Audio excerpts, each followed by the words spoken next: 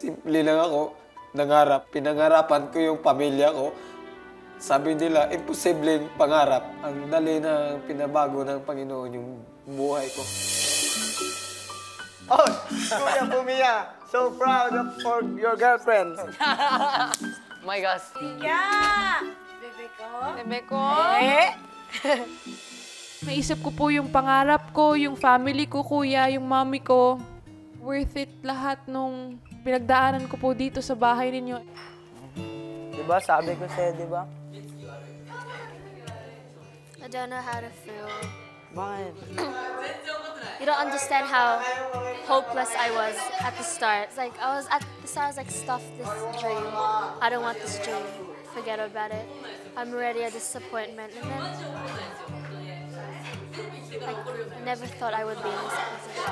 But now you're in like a good, parang, yeah, good path. Just continue it. Talaga. I really learned along the way. Like, it makes me feel like I feel right now I am deserving to have what I have right now. Ang pinaka-emosyonal sa batch winners ay si Yum Yum. For all my life has going on, it's very hard. Pero now, it's quick to change.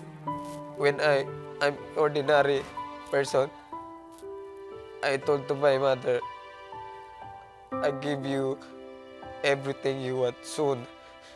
Pero she like, I don't believe you. That's impossible.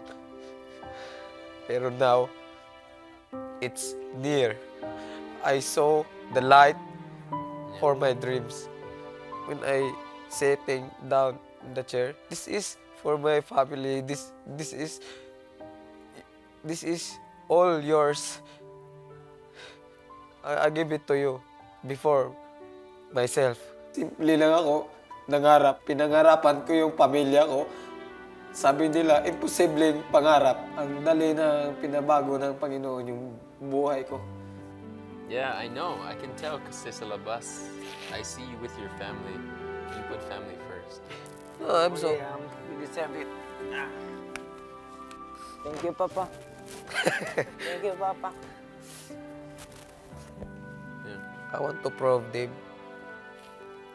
that this is not impossible dream. This is possible dream.